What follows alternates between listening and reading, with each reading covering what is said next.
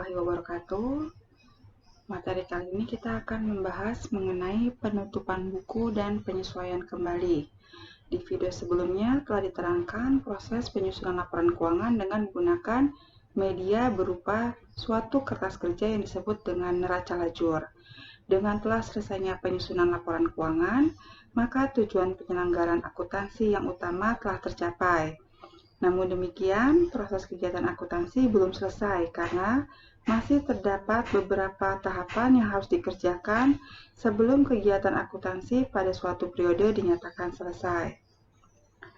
Apabila laporan keuangan telah disusun, maka buku besar harus ditutup karena periode pembukuannya telah berakhir.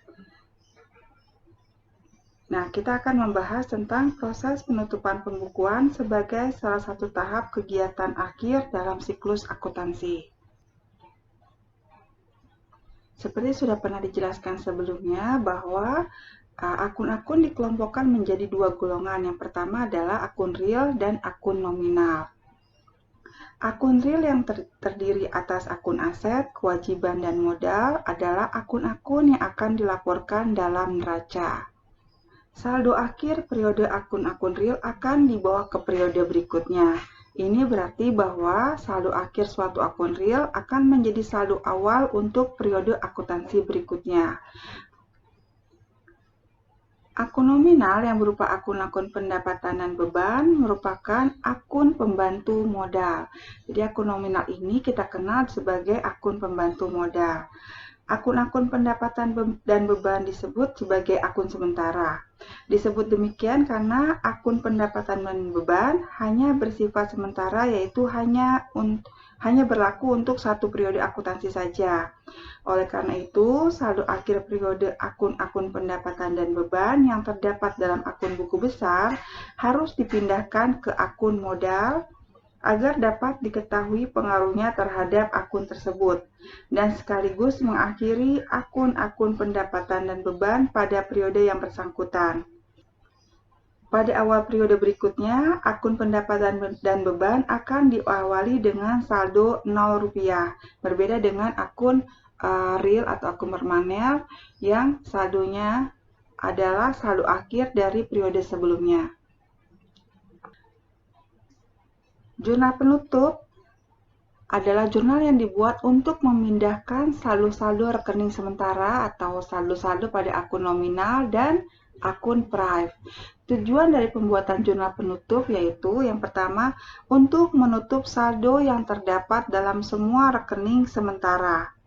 Menutup berarti mengurangi saldo rekening sehingga menjadi 0. Jadi kita akan menutup saldo akun-akun sementara atau akun-akun nominal dan mengurangi saldonya sehingga saldo akhirnya menjadi 0. Yang kedua, agar saldo rekening modal menunjukkan jumlah yang sesuai dengan keadaan pada akhir periode, yaitu saldo setelah memperhitungkan laba atau rugi dan pengambilan prive pada periode yang bersangkutan. Dengan adanya jurnal ini, maka saldo akun modal akan sama dengan jumlah modal akhir yang dilaporkan dalam neraca.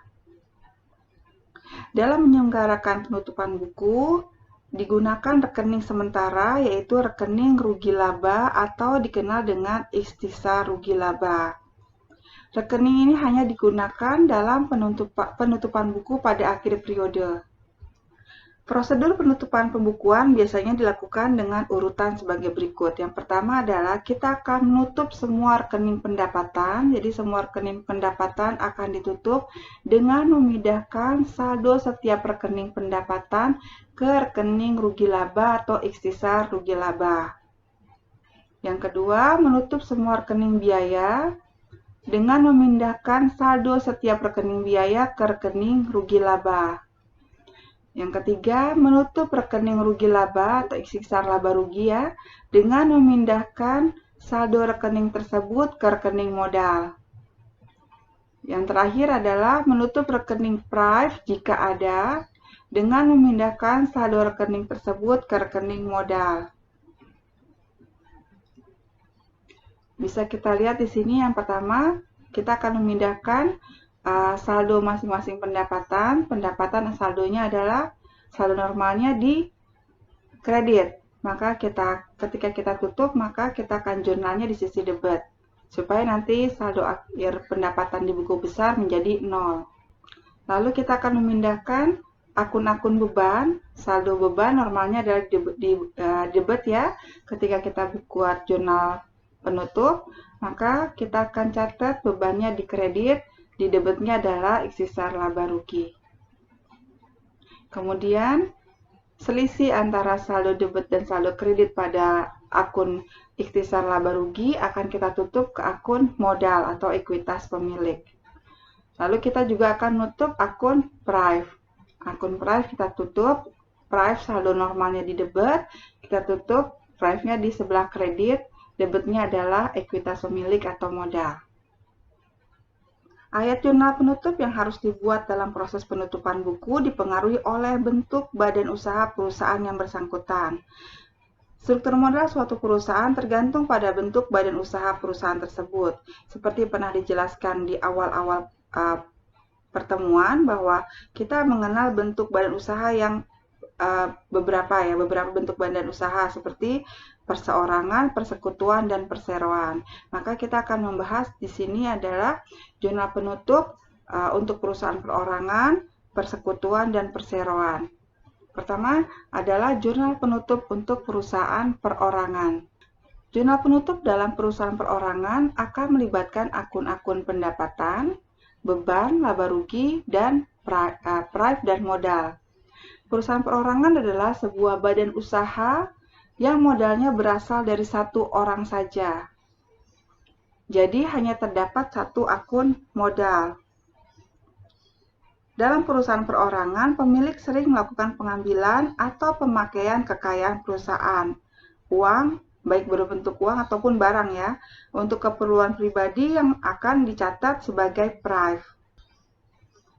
Kita akan lihat ilustrasi jurnal penutup perusahaan perorangan. Di sini kita ambil contoh transaksinya dari transaksi yang sudah kita kerjakan di video neraca lajur sebelumnya.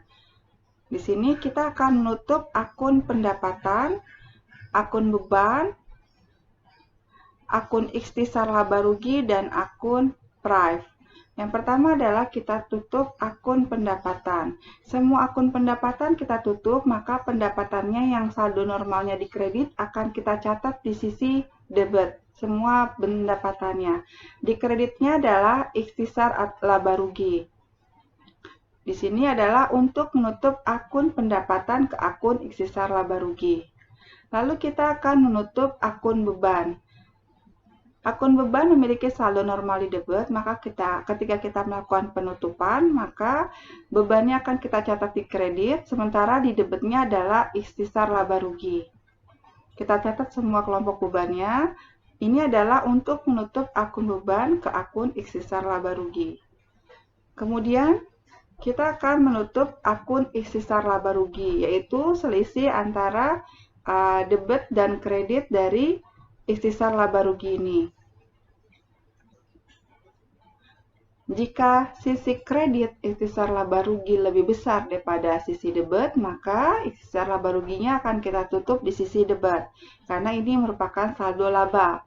Namun jika sisi debitnya lebih besar daripada sisi kreditnya, maka ikhtisar laba ruginya akan kita tutup di sisi sebelah kredit. Di sini karena laba, maka jurnalnya adalah ikhtisar laba ruginya di debit, lalu modalnya di kredit. Ditutup ke modal, menutup akun ikhtisar laba rugi ke akun modal. Kemudian yang terakhir adalah kita menutup prive. Prive saldo normalnya di debit, maka ketika kita tutup, prive akan kita catat di sisi kredit. Sisi debitnya adalah modal, karena ini jurnal untuk menutup akun prive ke akun modal.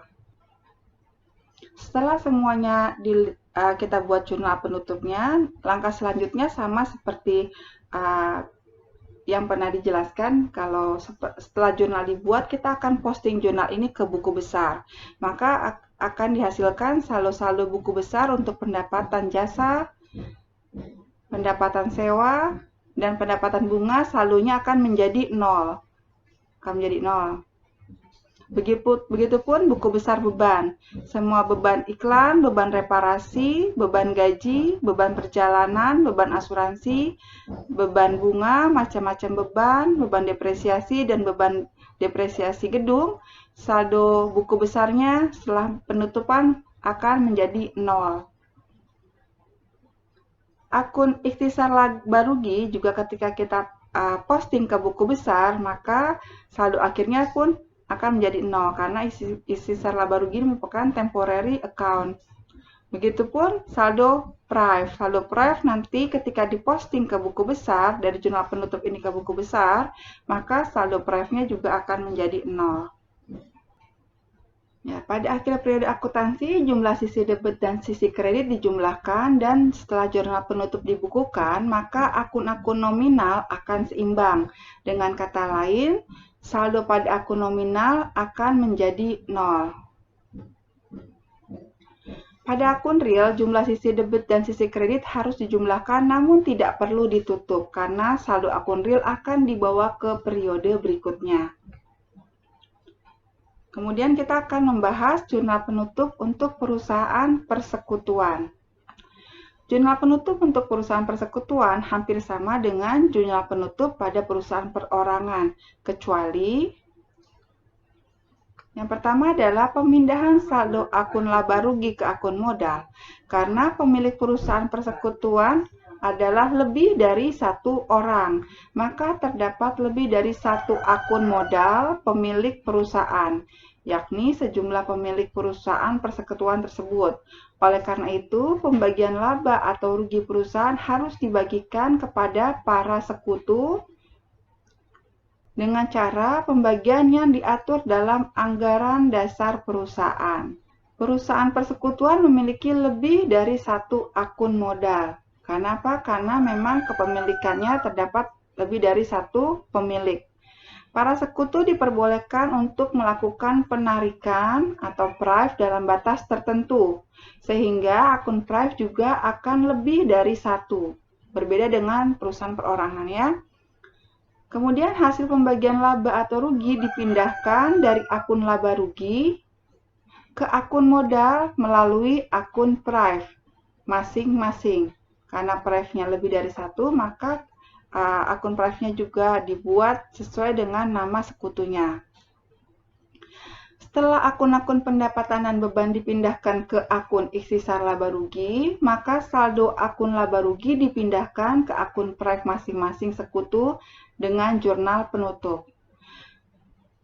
Saldo akun prive pada perusahaan berbentuk persekutuan kadang tidak dipindahkan ke akun modal para sekutu, melainkan tetap dibiarkan dalam akun prive sebagai akun real dan dicantumkan dalam neraca pada bagian modal. Baik, kita lihat ilustrasi jurnal penutup untuk perusahaan persekutuan. Misalnya di sini CVABC selama tahun 2018 memperoleh laba bersih sebesar 300 juta. Perjanjian yang berlaku dalam perusahaan tersebut menetapkan bahwa laba bersih akan dibagi rata di antara para sekutu yang terdiri dari Tuan A, Tuan B, dan Tuan C.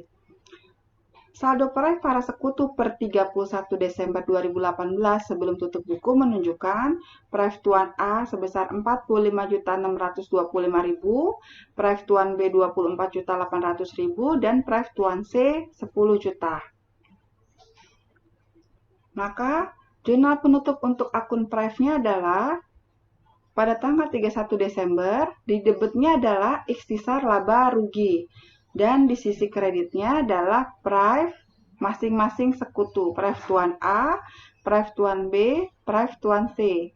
Nah, penutupan akun prive ini adalah jurnal penutup untuk pembagian laba ke para sekutu. Maka yang dicatat adalah sejumlah laba yang dibagikan. Di sini labanya adalah 300 juta, dibagikan secara rata ke masing-masing sekutu.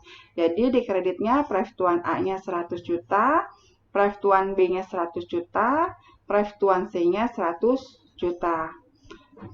Setelah jurnal penutup di atas dibukukan ke akun Prive masing-masing sekutu, maka buku besar akun Prive masing-masing sekutu akan menunjukkan saldo sebagai berikut. Tadi diinformasikan bahwa pada tanggal 31 Desember, Prive Tuan A memiliki saldo debit 45.625.000. Ya, ini buku besar Prive Tuan A. Setelah jurnal penutup, Prive-nya adalah 100 juta di kredit. Maka saldo Prive Tuan A adalah sebesar 54.375.000 di sisi kredit. Prive Tuan B, saldo menurut catatan di akhir Desember adalah sebesar 24.800.000 sisi debit. Lalu ketika penutupan pembagian laba, Tuan B mendapatkan 100 juta di kredit. Ini dari pindah buku dari jurnal penutup. Maka saldo akhir Prive Tuan B di sisi kredit sebesar 75.200.000. Prive Tuan C adalah sebesar 10 juta di sisi debit. Posting dari jurnal penutup sebesar 100 juta di sisi kredit, maka Prive Tuan C memiliki saldo kredit sebesar 90 juta. Pencatatannya di neraca akan terlihat seperti ini. Untuk pencatatan Prive di neraca untuk perusahaan persekutuan dan modal, karena persekutuan dimiliki oleh beberapa orang, maka bisa dilihat dari sisi modalnya. Modal Tuan A, misalnya modal Tuan A awalnya 200 juta, Tuan B 200 juta, dan Tuan C 200 juta, maka Prive Tuan A adalah 54.375.000 dari saldo kreditnya. Berarti modal Tuan A, modal akhirnya adalah 254.375. Modal Tuan B ditambah Prive-nya 75.200, maka modal akhir Tuan B adalah 275.200. Modal Tuan C, Prive-nya di sisi kredit 90 juta. Jadi, modal akhir Tuan C adalah 290 juta. Ini adalah tampilan di neraca untuk penyajian modal dan Prive perusahaan persekutuan. Kemudian jurnal penutup untuk perusahaan perseroan. Pada perusahaan perseroan, penutupan akun pendapatan dan akun beban akan sama seperti perusahaan perseorangan dan perusahaan persekutuan.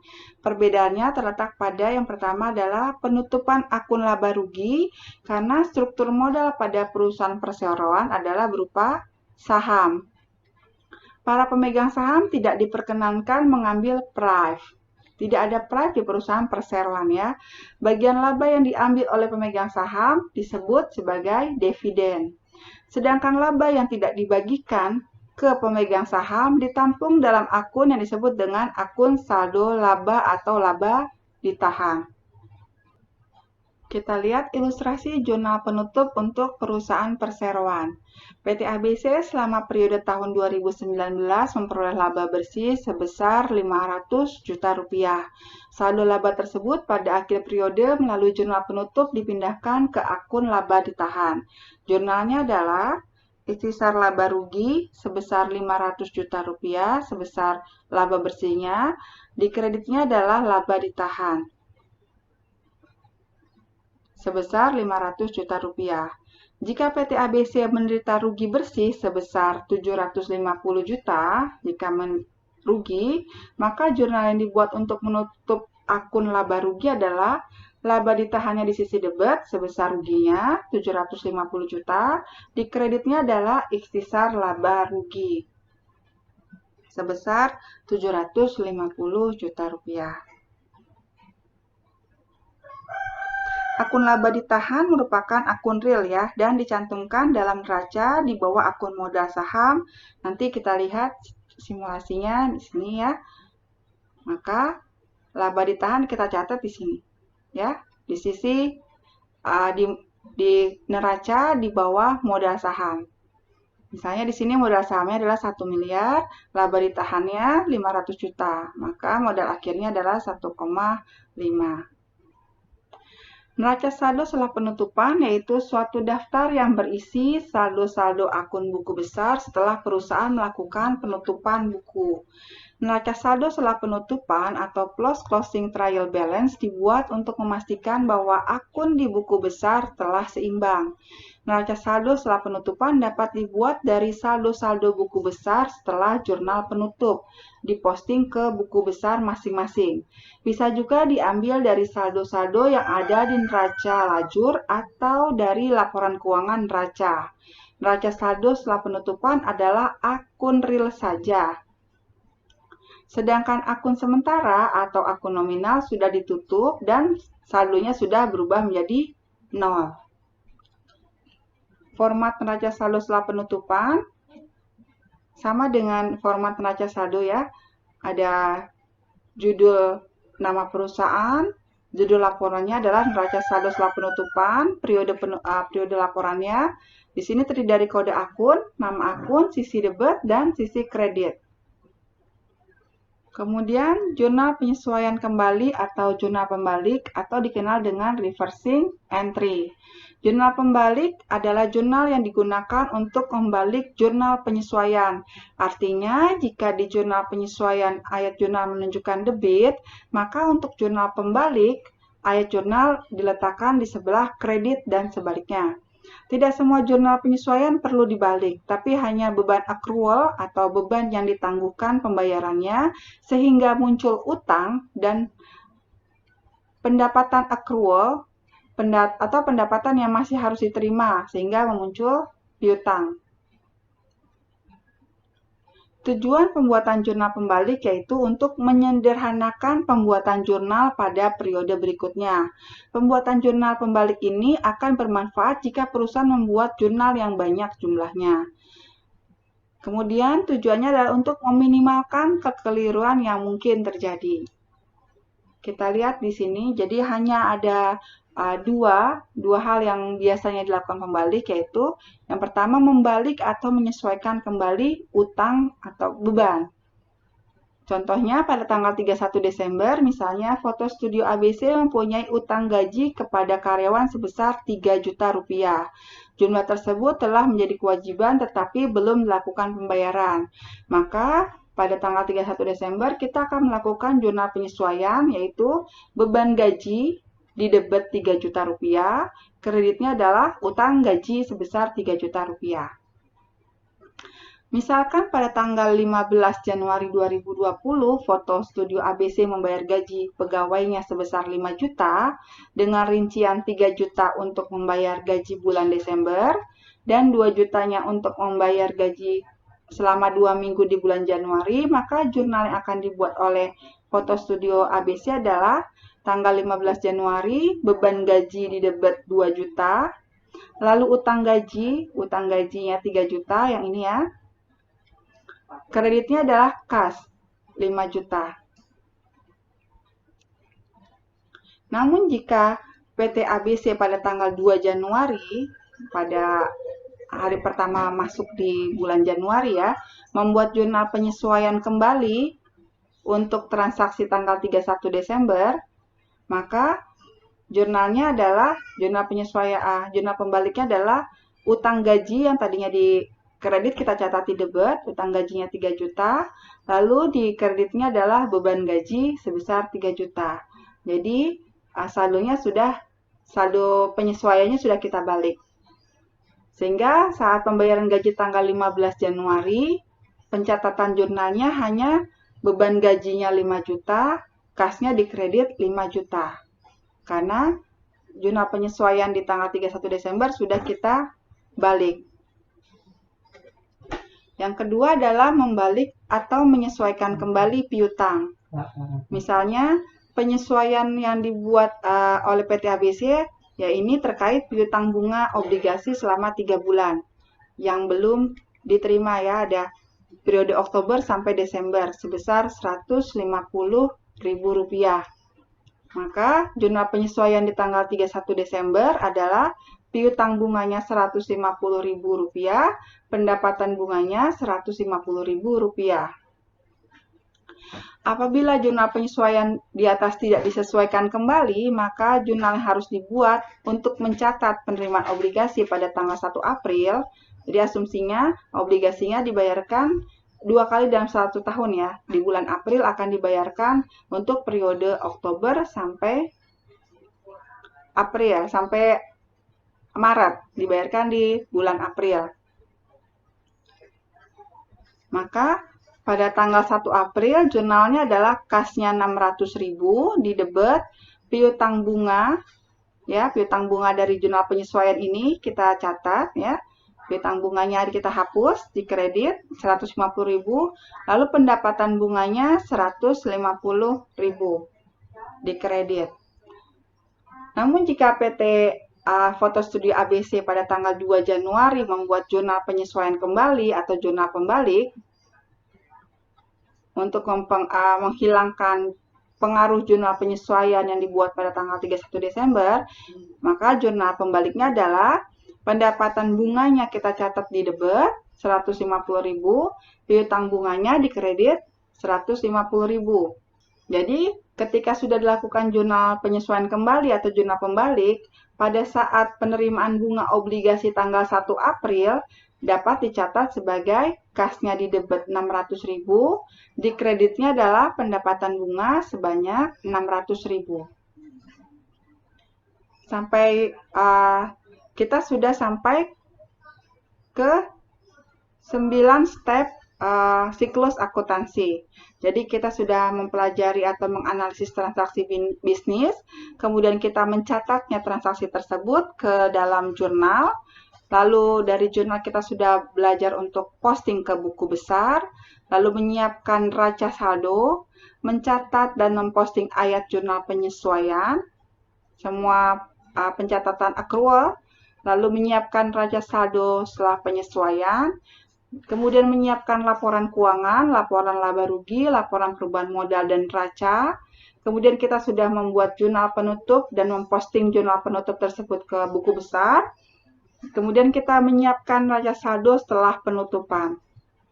Nah, ketika kita membuat neraca lajur, maka neraca lajur itu ada di posisi ini ya.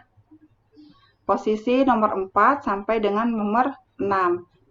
Kita rangkum di neraca lajur. Untuk jurnal pembalik akan kita lakukan di antara nomor 9 dan nomor 1. Sebelum memulai awal transaksi baru, kita akan melakukan jurnal pembalik. Demikian materi untuk kali ini, semoga bermanfaat. Mohon maaf jika ada kekurangan. Wassalamualaikum warahmatullahi wabarakatuh.